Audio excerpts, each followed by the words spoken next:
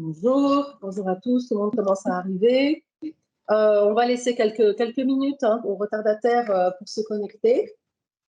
Je suis ravie de vous inviter à ce webinaire. C'est le 6e webinaire que fait Réseau Pointec cette année. On compte continuer d'en faire d'autres. D'ailleurs, si vous avez des sujets que vous voulez qu'on aborde particulièrement, n'hésitez pas. Je vais vous présenter donc Karim. Cette fois-ci, on a décidé de faire des webinaires, non pas avec les informations que Réseau Pointec peut vous donner sur votre installation freelance. Mais on a fait venir des invités. On a eu une société de portage salarial qui est arrivée début octobre. On a eu un cabinet comptable qui s'appelle Number, qui est spécialisé dans les indépendants, l'accompagnement des indépendants, et qui est venu également. Et on a aujourd'hui, on a Karim que je vais vous présenter après. Et la semaine prochaine, on a un sujet un peu particulier. On a une intervenante qui est une spécialiste du recouvrement et qui sera avec moi, et on va parler, moi, de la partie un peu contractuelle sur la partie mission, et elle parlera de la partie recouvrement et de surtout ce dont elle a besoin pour accompagner des gens à recouvrer, et notamment elle accompagne également des freelances à recouvrer de l'argent suite à des prestations. Voilà. Du coup, je vais présenter Karim, qui va se présenter également. Karim et moi, nous sommes rencontrés tout simplement sur LinkedIn, à la joie des réseaux, parce qu'on est sur des sujets assez similaires. Je suis ingénieure de formation, Karim aussi. J'ai exercé en tant qu'ingénieur, Karim également. Ce qui est intéressant avec Karim également, c'est que c'est un ingénieur qui a été freelance. Donc, il a connu les deux côtés, le salariat, le freelancing. Et aujourd'hui, il va vous expliquer ce qu'il fait, notamment pour accompagner les ingénieurs à s'installer freelance. Voilà, je te passe la parole, Karim. Oui, très bien. Bonjour, bonjour à tout le monde. Merci pour les présentations, Anouk. Donc, Karim Bellamri, j'ai 37 ans. J'habite sur la région lyonnaise et donc je suis ingénieur depuis maintenant, ça va faire 13 ans bientôt. Le temps passe vite. Et il se trouve qu'en effet, j'ai été freelance pendant plus de 4 ans en Angleterre. Donc moi, à la base, je suis un spécialiste en contrôle-commande, en particulier en conception de systèmes de contrôle-commande, dans le domaine de l'aéronautique et puis maintenant dans le domaine du nucléaire. Et donc, il se trouve que moi, je me suis lancé en freelance en 2013. J'avais un peu moins de 3 ans d'expérience. Et donc, j'ai utilisé une méthodologie un petit peu spécifique pour sécuriser ma transition de salarié vers freelance. Et il se trouve, comme j'aime bien le contact humain, que depuis 2013, j'ai échangé avec énormément d'ingénieurs salariés qui veulent devenir freelance, qui m'ont demandé comment moi je m'y étais pris pour devenir freelance, justement. Donc, je fais un petit peu de l'accompagnement, disons, officieux d'ingénieurs salariés qui veulent devenir freelance depuis 2013. Et donc, pour le coup, voilà, j'ai lancé, disons, mon activité de façon officielle depuis le mois de juin, où j'accompagne justement des ingénieurs salariés qui veulent vraiment effectuer leur transition vers le freelance de façon méthodique et de façon sécurisée pour préparer en particulier leur future carrière. Et bon, il se trouve aussi, parce que la demande, on me l'a demandé, parce que le marché a toujours raison, que je propose maintenant aussi un accompagnement pour les ingénieurs qui sont déjà freelance et qui ont des problématiques de construction de réseau ou de génération d'opportunités qui leur plaisent tout particulièrement. Donc aujourd'hui, moi je voulais faire un focus, donc après bien sûr convergence avec Anouk, sur un sujet qui me paraît très intéressant et qui concerne les erreurs classiques que vont faire les ingénieurs salariés qui veulent devenir freelance. Je trouve que c'est intéressant parce que qui dit transition dit changement, qui dit changement dit on fait beaucoup d'erreurs, on ne fait pas forcément les choses dans l'ordre. Donc il y a beaucoup d'erreurs qui peuvent être faites. Quand on veut devenir freelance, il y en a facilement une trentaine, une quarantaine. Ce qu'on a décidé aujourd'hui, c'est de vous présenter les 7 erreurs les plus classiques que vont faire les ingénieurs salariés qui veulent devenir freelance. Donc voilà, ça va être basé, moi, sur mon expérience personnelle, ça va être basé sur toutes les discussions et les échanges que j'ai pu avoir avec des ingénieurs salariés. Ça peut être en Angleterre, ça peut être en France, ça peut être en Suisse en particulier. Vous partagez tout ça, on va passer les erreurs une par une. Chose importante, très importante même, si vous êtes là aujourd'hui, c'est que le domaine du freelance vous intéresse. Et sachez, et ça il faut bien l'intégrer, que personne ne va gérer votre carrière de freelance pour vous. C'est à vous de vous prendre en main, d'aller chercher les informations et d'être actif, ne surtout pas être passif. Voilà. Et donc là, je vais présenter les 7 erreurs. Donc, vous allez forcément écouter ce que j'ai à dire, mais n'hésitez pas à être actif également. Si vous avez des doutes, si vous avez des incertitudes, si vous avez des questionnements, n'hésitez pas à poser les questions. Alors, je crois qu'on peut le faire sur le chat, Anouk, c'est ça? Oui, tout à fait. Vous pouvez poser les questions sur le chat. Vous avez une petite bulle conversation. Vous pouvez dire bonjour. Vous pouvez poser vos questions et moi, je les lirai. Et j'interromprai éventuellement Karim pour lui poser les questions. Comme ça, lui reste focus sur ses slides. Vous pouvez poser les questions tout au long. Il n'y a pas de souci. Voilà, ne pas hésiter. Ok, bon, on va se lancer pour le coup dans le vif du sujet et on va parler de la première erreur qui est l'erreur vraiment primordiale, qui est la méconnaissance du marché. Aujourd'hui, vous êtes ingénieur, peu importe votre discipline, vous êtes salarié, en CDI j'imagine, et vous pensez à devenir freelance. Donc vous voulez devenir un ingénieur dit indépendant, et donc vous allez proposer des services en tant qu'entreprise sur un marché. Il est primordial que vous compreniez bien le marché dans lequel vous allez vous positionner, le type de service que vous allez proposer. Il est tout à fait possible, si je prends un cas un petit peu extrême, qu'aujourd'hui, le type de poste que vous avez, le type de tâches que vous effectuez, il est tout à fait possible qu'il n'y ait pas d'équivalent en termes de marché freelance. Parce que les clients ne veulent surtout pas sous-traiter ces activités, parce que ça fait partie du cœur de métier de l'entreprise, parce que ça fait partie du savoir-faire de l'entreprise. Et donc, pour des raisons de politique industrielle et de stratégie industrielle, ils ne veulent surtout pas sous-traiter ça. Et donc, en effet, vous, dans votre cas, hein, et ça, il vaut mieux le savoir avant de se lancer en freelance, dans votre cas, le passage en freelance va être compliqué, voilà, parce que le marché est très peu porteur. Néanmoins, ça reste des cas qui sont quand même assez extrêmes. On remarque que de plus en plus, les clients font appel à de la sous-traitance sur des activités qui sont de plus en plus variées. Donc, si on parle d'ingénierie en règle globale, on arrive en général à couvrir tout le cycle en V, de la partie, on va dire, recueil de besoins, R&D, etc., jusqu'à la partie mise en service sur site. Donc, c'est très, très large. Et donc, ce que vous allez devoir comprendre, vous aujourd'hui, en tant qu'ingénieur, que vous fassiez du dev logiciel, que vous fassiez de la validation et vérification, que vous fassiez de la conception, que vous fassiez, peu importe, de la mise en service, vous allez devoir comprendre, vous, par exemple, dans un premier temps, dans quel domaine d'activité, dans quelle industrie vous allez pouvoir travailler. Il y a énormément d'industries X et Y. Vous allez pouvoir travailler dans le ferroviaire, dans l'automobile, dans le retail, dans l'aéro, dans la banque, dans l'assurance, dans le domaine pharmaceutique. Il y a beaucoup de domaines. Et vous allez vous rendre compte mécaniquement que ce qu'on appelle plus communément les TJM, donc les taux journaliers moyens, ne sont pas les mêmes selon les industries.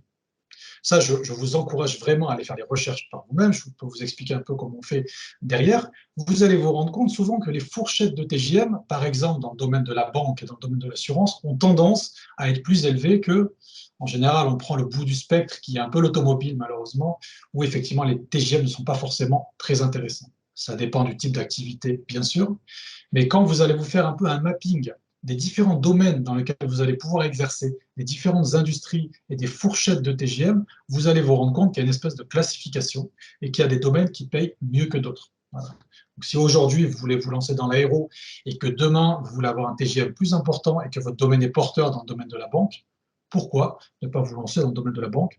Pourquoi pas, ça peut être une bonne idée. Moi, je connais des gens qui ne veulent pas bosser, par exemple, dans le domaine de la banque et dans le domaine de l'assurance pour des questions plutôt éthiques. Ils sont tout à fait au courant que les TGM sont plus élevés, mais ils préfèrent ne pas y mettre les pieds. Ça peut être pareil dans des domaines un peu spécifiques, des marchés que je ne connais pas forcément très bien, de défense et d'armement. On peut imaginer que ça peut être des TGM plus élevés parce que c'est un peu compliqué de trouver des gens pour ces mêmes problématiques d'éthique. Donc, quelqu'un demande ce que c'est TJM. Donc voilà, c'est le taux journalier moyen, c'est en gros ce que vous allez rentrer en termes, ce que vous allez recevoir en termes de chiffre d'affaires par jour. Voilà.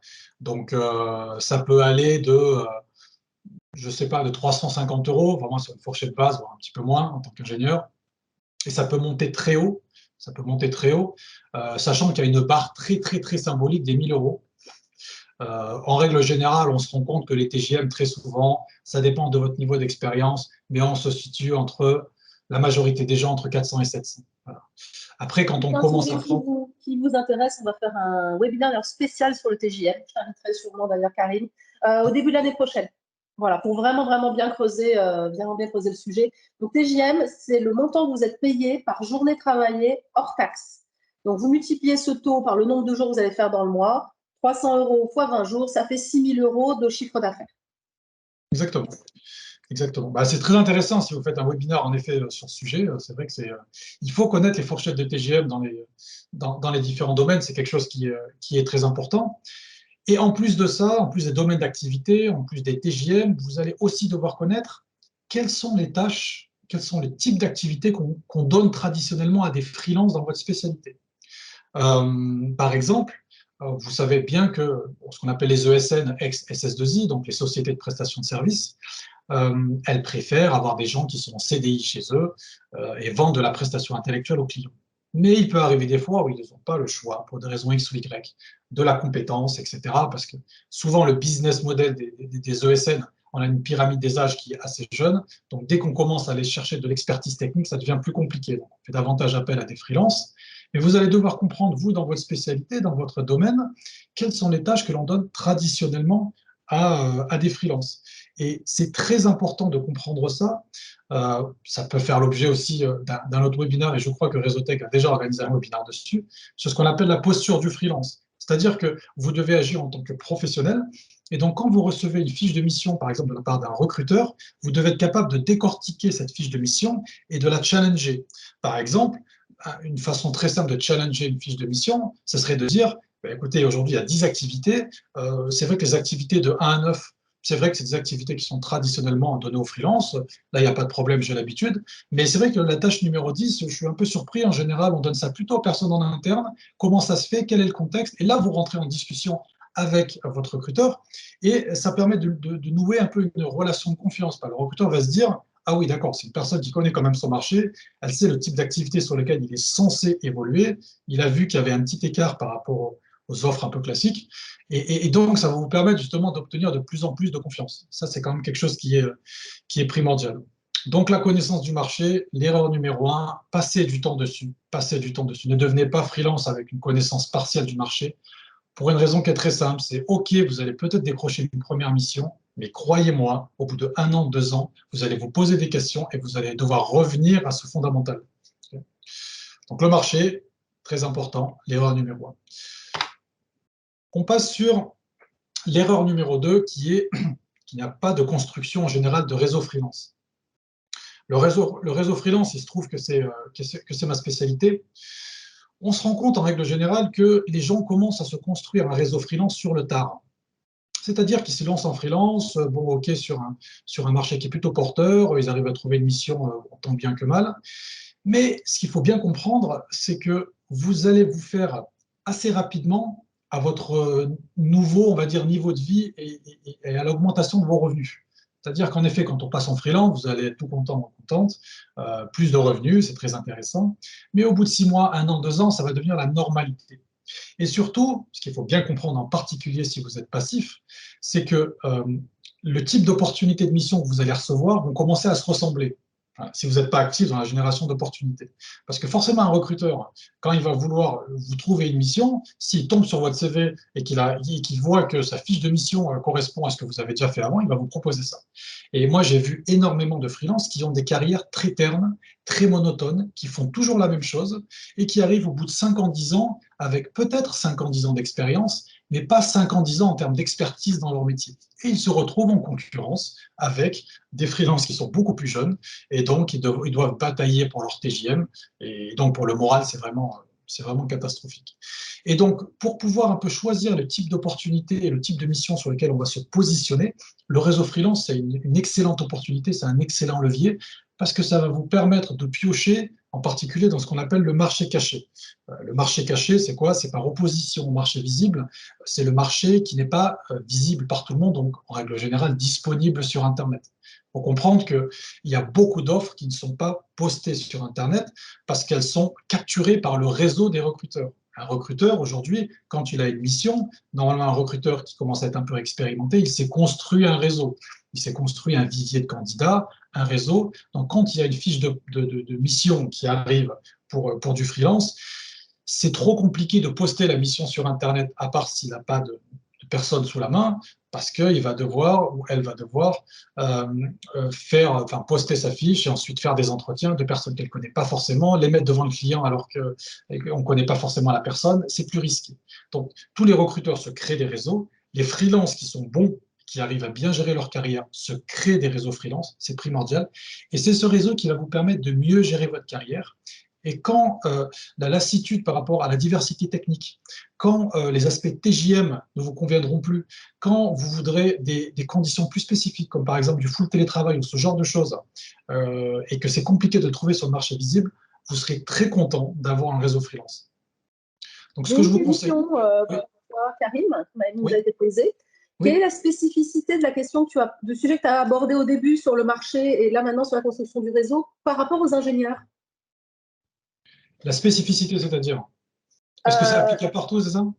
Mais est-ce que c'est valable pour tous les freelances et quelle est l'erreur particulière que font les ingénieurs sur le sujet? Alors, c'est valable pour tout le monde. Mais moi, ce que j'ai remarqué par rapport aux ingénieurs, c'est qu'il y avait un peu il y avait deux problématiques. La première problématique, c'est qu'on a tendance à trop se focaliser sur les aspects techniques. Ça, c'est l'erreur numéro 7, on la verra tout à l'heure. Et donc, on a tendance à considérer que de toute façon, si on est bon techniquement, les gens viendront vers nous. Donc, il n'y a pas besoin de se construire un réseau freelance. Ça, c'est la première chose.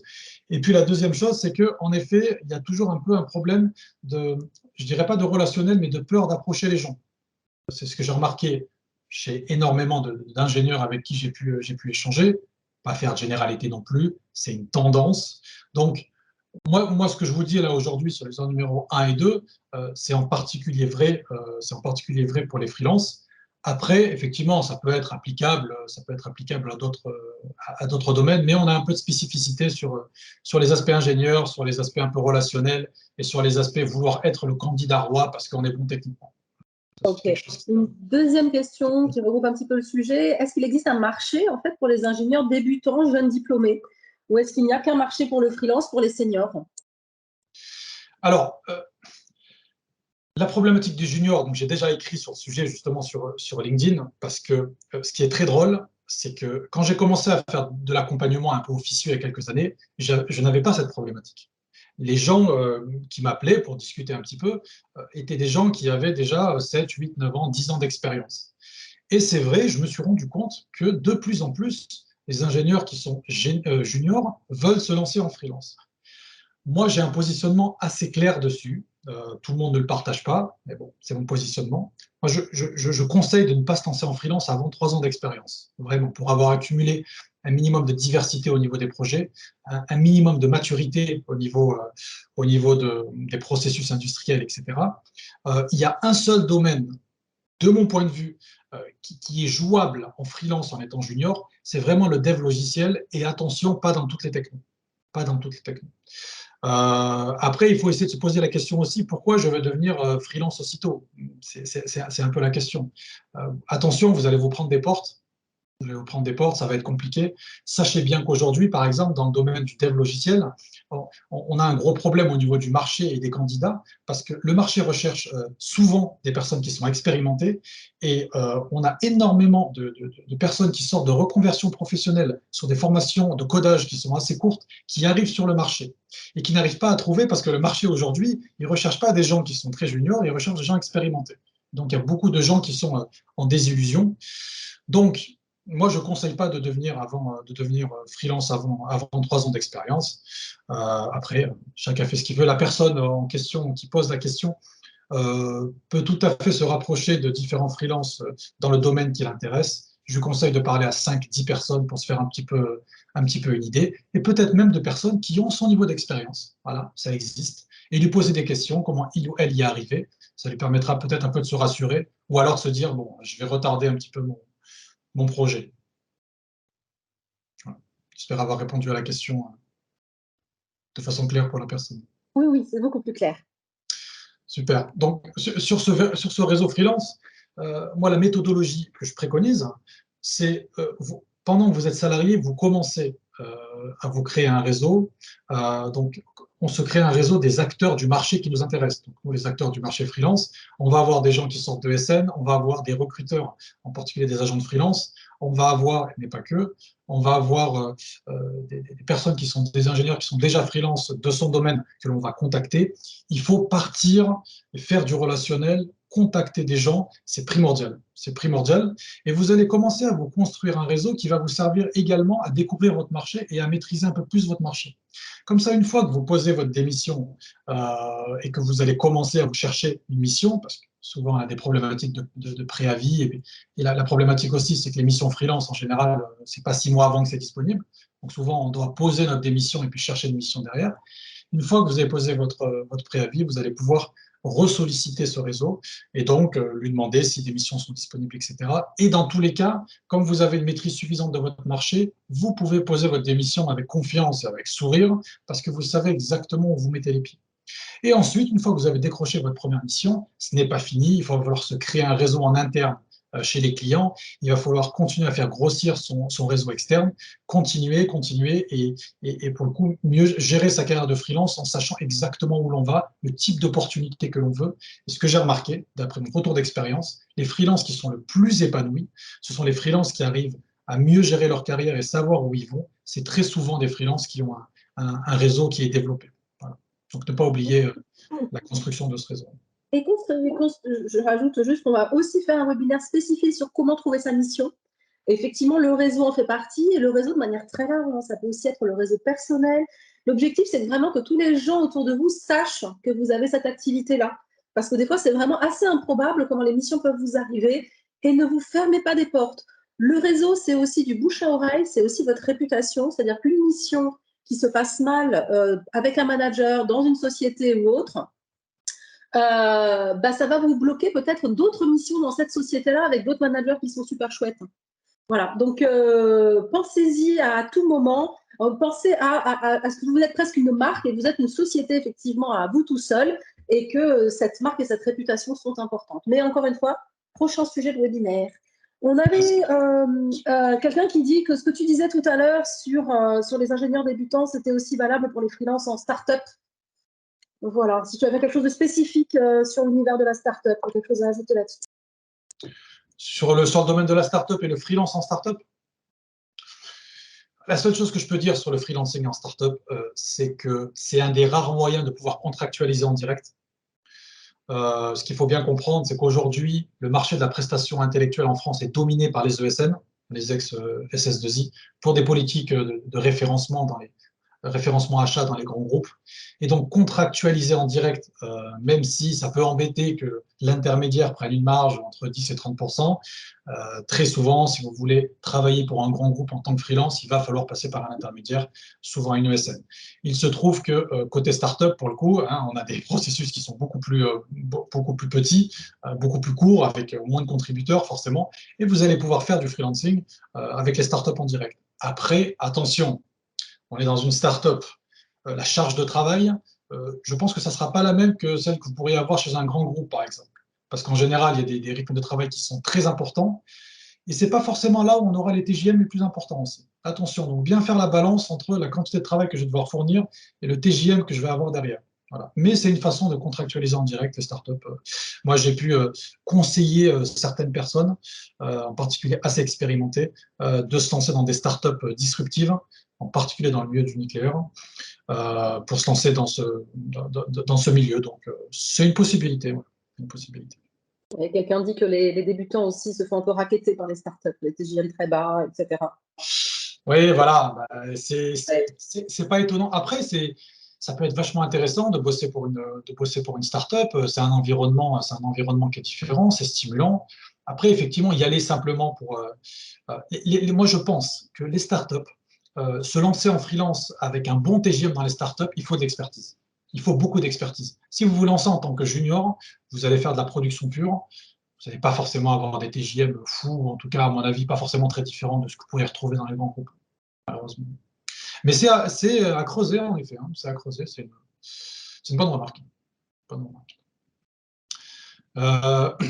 Donc là, tu parlais justement, Anouk, à l'instant, de l'aspect visibilité, de faire savoir son projet.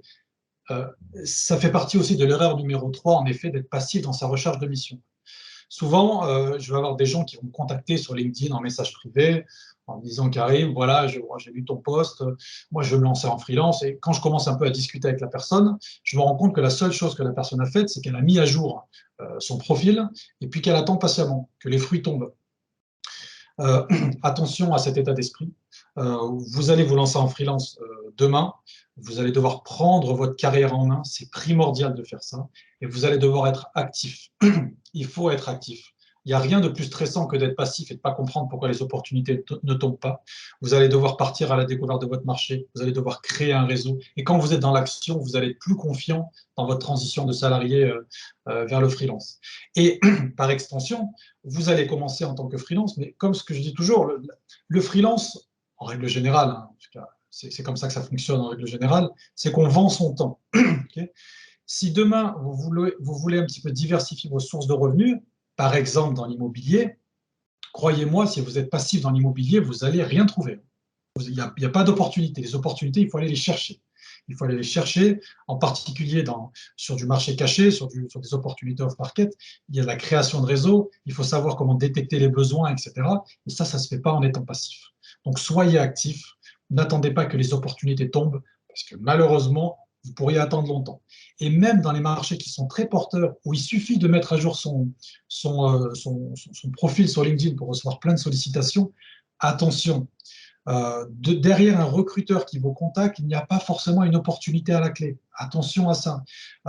Les recruteurs, et c'est tout à fait normal, c'est classique dans le métier de recrutement, ils sont aussi là pour se créer un peu un vivier de candidats pour pouvoir être plus réactifs quand un client va venir leur demander ce type de profil. Okay. Donc, il n'y a pas forcément d'opportunité à la clé. Donc, attention à ce biais de se dire j'ai mis à jour mon CV, j'ai plein de choses, c'est bon, tout va bien, je peux me lancer. Attention. Attention à ça et attention, votre marché peut se rétracter rapidement. Et ce n'est pas quand votre marché va se rétracter qu'il faudra se dire ouh là là, mais qu'est-ce qui s'est passé? Je ne comprends pas. Ok, bah, il faut que je comprenne un peu mieux mon marché. Ah oui, il est comme ça. Ah d'accord, il faut se créer un réseau. Quand vous êtes au pied du mur, c'est un peu trop tard. Donc, faites le tôt. Et ensuite, ça se passera beaucoup mieux pour vous et surtout pour vos futurs investissements. Là, je trouve que sur LinkedIn, je publie depuis 1 ou 2 semaines des posts sur l'investissement pour les freelances. On parle en particulier d'investissement immobilier. Voilà, l'investissement immobilier, la passivité, ça ne fonctionne pas. Ou en tout cas, si vous avez trouvé une stratégie passive, je veux bien l'avoir. Je ne l'ai pas trouvé jusqu'à présent. Alors, je ne sais pas, en termes de timing, Anouk, je ne sais pas du tout où on en est. Est-ce qu'on est bon? Est-ce qu'on arrive à la moitié? On est à 13h27. Allez, va, il te reste un quart d'heure. On va déborder. D'accord, ah oui, pardon. J'ai pas l'heure à côté. Bon, je vais essayer d'accélérer un peu. L'erreur numéro 4, ce que j'ai remarqué, une problématique que je n'avais pas en Angleterre, pour le coup, parce qu'il y a assez peu d'aide, c'est que les gens ont tendance à dépenser beaucoup trop d'énergie à essayer de comprendre et de capter toutes les aides possibles et imaginables pour faire leur transition, c'est-à-dire toutes les aides de création à l'entreprise, etc. Il y a même des gens qui font des montages très ingénieux et qui dépensent beaucoup d'énergie à essayer d'obtenir ces aides. Attention, ces aides, si vous pouvez les avoir, tant mieux. Mais le focus de votre énergie, il ne doit pas être sur la captation des aides. Il doit être sur les premières erreurs dont on a parlé, la découverte de votre marché et puis la création de réseau. Voilà. Si vous pouvez avoir les aides, c'est du luxe. Prenez-les, si c'est légal. Si le mécanisme que vous voulez mettre en place sont légaux, prenez-les, il n'y a pas de problème. Mais ne faites pas un focus dessus. Croyez-moi, vous allez gagner beaucoup plus d'argent en sachant comment vous générez des opportunités.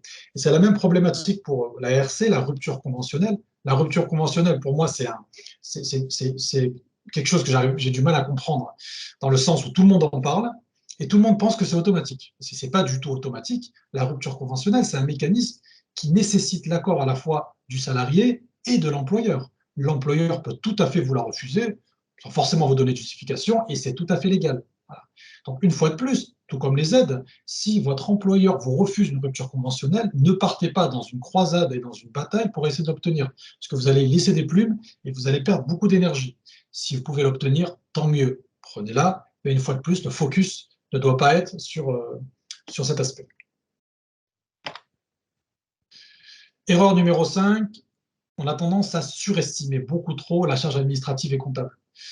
C'est normal, on est en France, les aspects administratifs sont lourds, toujours un petit peu complexes, et donc on a peur de ne pas payer ses charges à temps, de se faire attraper par la DGFiP, par l'URSSAF, peu importe, et ça nous fait toujours un peu peur. Là c'est très simple, hein, la solution elle est très simple. Sur les aspects de comptabilité, etc., faites-vous accompagner par un expert comptable.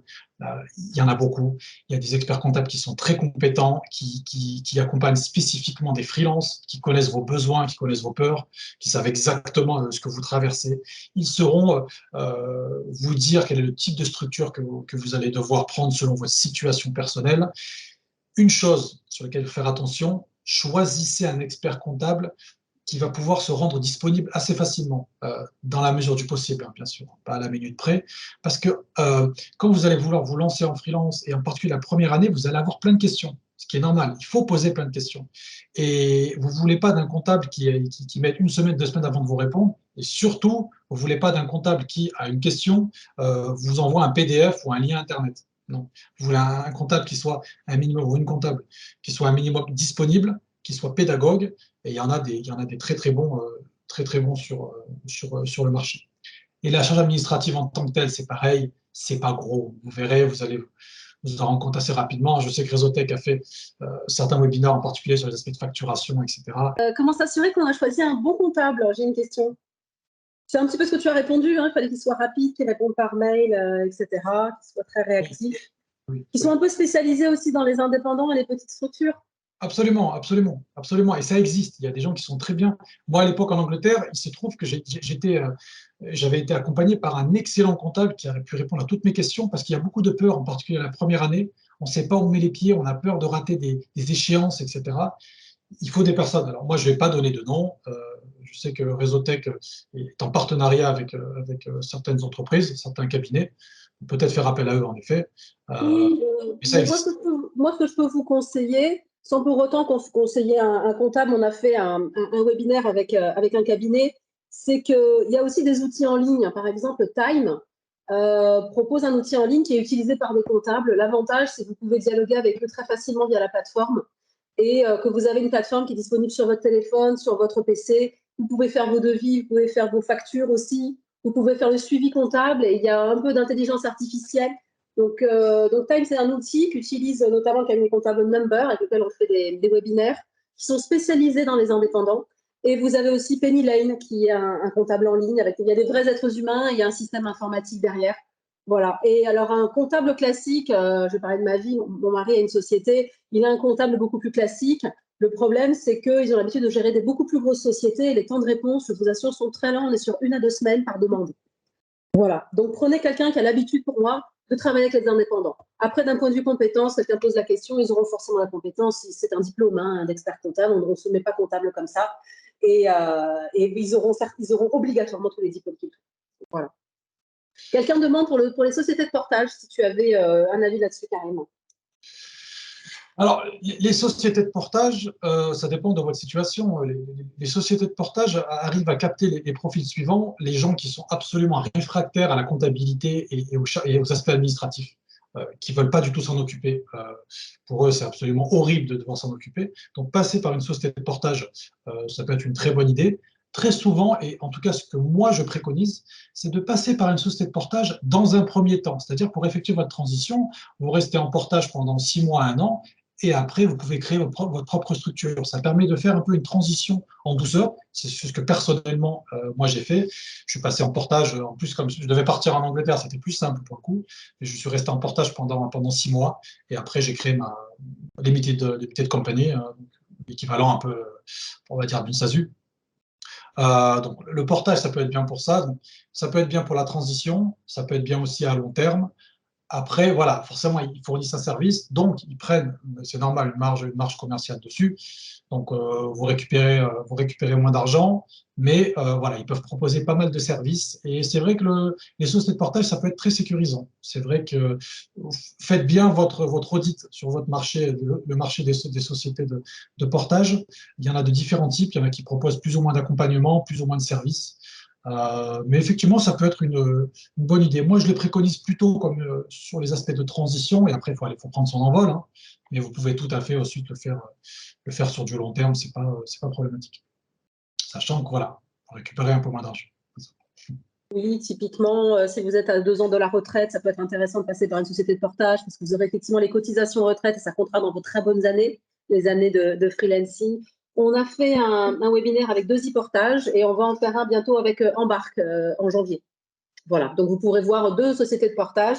Ils ne font pas forcément leur pub, ils vont surtout vous expliquer l'avantage de travailler avec eux. Et il n'y a pas un bon statut, comme le dit Karim. Il y a le premier statut, vous pouvez commencer avec du portage, avec une micro-entreprise et ensuite évoluer vers votre société, etc. ou revenir. L'avantage du portage salarial, par contre, c'est que la plupart des sociétés, ils ont Datadoc, en fait. Ils peuvent vous porter sur de la formation et que le client puisse vraiment compter ça comme de la formation. Donc ça peut être important, en tout cas, si vous voulez avoir une activité parallèle en formation. Voilà. Mais il n'y a pas un bon statut, il y a le bon statut au bon moment, mais pareil, c'est un autre sujet beaucoup plus vaste. Absolument, je suis d'accord. L'erreur numéro 6, donc la rigidité sur le montant du TJM. Donc je rappelle que le TJM, c'est le taux journalier moyen. On se rend compte très souvent, enfin je me suis rendu compte, moi, avec toutes les personnes avec qui j'ai pu discuter, c'est qu'une personne fasse son étude de marché proprement ou non, qu'elle sache proprement le niveau de TJM auquel elle peut prétendre ou non, quand arrive le moment de la première mission et quand arrive le moment de la négociation du TJM de cette première mission, on a toujours une idée en tête du type de TJM qu'on aimerait. Et il y a des gens, et ça c'est terrible, qui s'arc-boutent sur ce montant de TJM et qui ne veulent pas prendre de mission tant qu'ils n'ont pas ce montant de TJM. Par exemple, ils sont mis en tête qu'il fallait avoir 450, et tant qu'ils n'ont pas 450, ils ne prennent pas la mission. Et des fois, ils attendent 2 mois, 1 mois, 2 mois, pour avoir la mission parfaite qui leur correspond avec le bon TJM, etc. Attention à ça. Faites vos calculs. Si, pour une raison X ou Y, si le client vous plaît, etc., mais que le montant du TJM est un petit peu en dessous de 20, 30, 40, 50 euros par jour, mais que la mission vous plaît, allez-y, faites vos calculs. Vous gagnerez beaucoup plus d'argent que si vous attendez 2 mois ou 3 mois. Voilà. Le but, c'est quand même de se mettre le pied à l'étrier, de commencer à accumuler de l'expérience en tant que freelance, et vous pouvez tout à fait, au bout de 6 mois, 1 an, soit renégocier votre contrat, c'est une possibilité, soit si la renégociation de TJM n'est pas possible, pour des raisons X ou Y, et que vous voulez changer, comme vous avez fait les choses dans les règles de l'art, vous connaissez bien votre marché, vous avez déjà créé un réseau freelance, et normalement, avant même de poser votre préavis pour partir, vous avez reçu continuellement des opportunités de mission. Donc, vous savez très bien que si vous voulez partir, vous pouvez.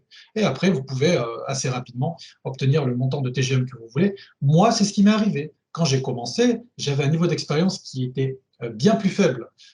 J'ai pris des risques, c'est vrai, que ce que le marché demandait. Et donc, je suis parti sur un TGM qui était aux alentours de 15% plus bas, entre 15 et 20%. Voilà.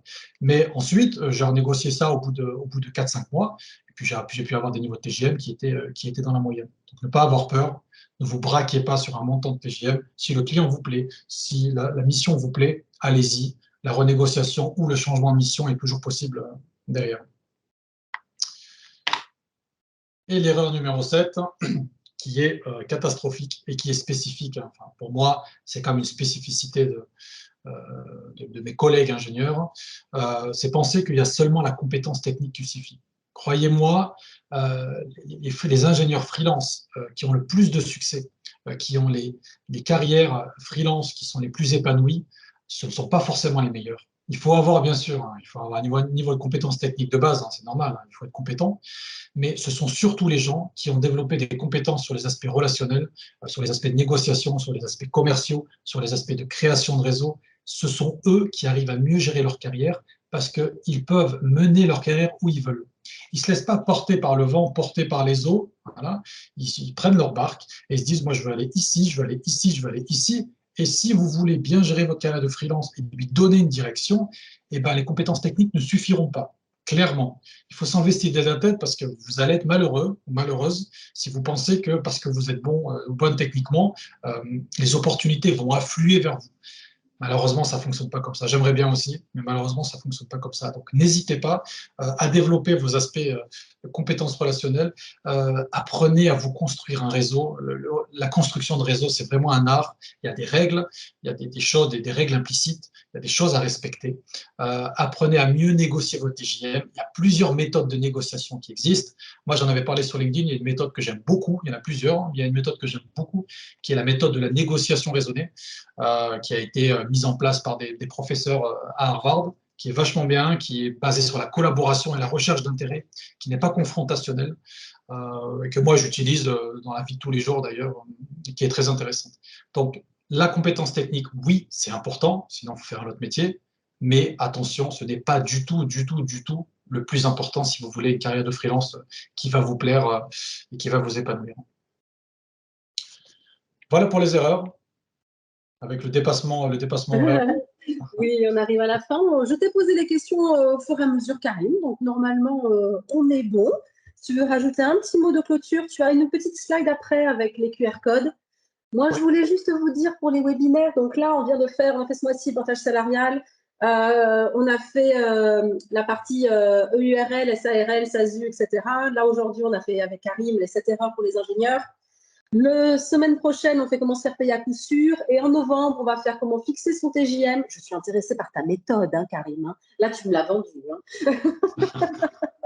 Comment le fixer, comment le négocier, comment trouver une mission, comment quitter un CDI pour s'installer freelance, comment faire son dossier de compétences freelance. C'est les 4 prochains sujets. Et en janvier, on va faire également un autre sur le portage salarial. Tous les webinaires, après montage, ils apparaissent sur YouTube pour être un petit peu optimisés. Et on en anonymise évidemment tous vos noms dans la conversation. Voilà. Et si sur la dernière slide, ensuite, Karim, si vous voulez rentrer en relation avec Karim pour son accompagnement, vous avez son QR code et vous avez le nôtre, Réseau.tech. Nous, on a un cabinet de recrutement et une agence de freelancing spécialisée dans les systèmes embarqués et la cybersécurité. Nous sommes basés à Toulouse. Et Karim, lui, est basé à Lyon. Voilà. Exactement. Pour les gens qui sont en cyber, ça fait partie d'un des domaines qui sont très porteurs, très intéressants, avec une grosse demande. C'est pas pour vous faire de la pub côté Réseautech, mais c'est vrai que c'est un domaine qui est très porteur. Et le domaine des systèmes embarqués, c'est un domaine que je connais bien parce que je viens de ce domaine qui est très intéressant aussi. Bah, sur la cybersécurité, on tombe en plein dans ce que tu avais dit, au début, qui est que on a passé des gens, par exemple, dans le monde de l'aéronautique, et ensuite ils sont partis sur d'autres missions dans le monde de l'assurance. C'est pas passionnant quand même, faut se l'avouer, mais c'est beaucoup mieux payé. Voilà. Donc ils sont partis sur cette mission-là, et ensuite je pense qu'ils vont revenir sur l'aéronautique pour s'éclater, et ils vont passer un petit peu d'un sujet qui est très rémunérateur à un sujet qui est beaucoup plus passionnant. Voilà. Tu as raison de le préciser. En effet, souvent dans l'industrie, c'est passionnant ce qu'on peut avoir. Quand vous avez des gens qui font de l'IT, par exemple, si on fait de l'IT pur, c'est vachement intéressant. Quand on commence à aller dans de l'IT, dans d'autres domaines, ça peut être peut-être ça peut être un peu mieux payé potentiellement, mais ça va être des technos qui, vous ne pourrez pas tout mettre en place, vous ne pourrez pas être aussi créatif parce qu'il y a des process industriels derrière, il y a potentiellement de la sûreté, etc. Il ne faut pas faire n'importe quoi. Mais c'est bien de pouvoir changer. De ne pas rester sur un même domaine. C'est intéressant. C'est intéressant de faire différents secteurs. C'est d'ailleurs souvent la force des freelances. Moi, ce que je dis souvent à mes clients, c'est que les freelances, ce sont souvent des gens qui ont vu différents secteurs d'activité qui vont leur amener par rapport à ça. Parce que comme tu dis, moi, je viens du monde de l'automobile, du semi-conducteur et de l'automobile. La première fois que je me suis retrouvée à parler avec des gens qui faisaient de l'aéronautique, je me suis dit, mais c'est pas possible, on ne se comprend pas, on ne parle pas la même langue, on n'a pas les mêmes mots pour dire la même chose. Pareil pour le spatial, qui est encore différent. Et en fait, maintenant, je connais tous les domaines. Je trouve que c'est extrêmement enrichissant. Je vois des gens maintenant dans l'aéronautique qui viennent de l'automobile et qui leur amènent des méthodologies. L'automobile qui maintenant prend des choses du spatial et de l'aéronautique. Et je pense aussi que les freelances, les consultants en général, qui sont en société de service ou freelance, ce sont eux qui amènent ça. Voilà. Donc, croyez en vous. Merci beaucoup, Karim. Tu es un excellent orateur. Tu es passionnant à écouter. Nous te réinvitons certainement. Voilà. J'espère que j'ai pu en tout cas répondre aux questions et apporter un petit peu d'informations aux gens qui étaient présents ici. En effet, comme tu l'avais dit, moi je communique principalement sur LinkedIn, où donc je publie des posts tous les jours sur le domaine du freelancing, ces temps-ci sur la partie investissement pour les freelances. Donc en effet, vous pouvez me contacter sur LinkedIn, à travers ce QR code également. Ou lire mes posts régulièrement si vous voulez avoir un petit peu d'infos. Et effectivement, moi je trouve, sans vouloir faire de la pub une fois de plus à Réseautech, c'est vachement bien les webinars. Ça permet d'avoir de l'information concentrée en 30 minutes, même s'il y a des gens qui ont tendance à dépasser.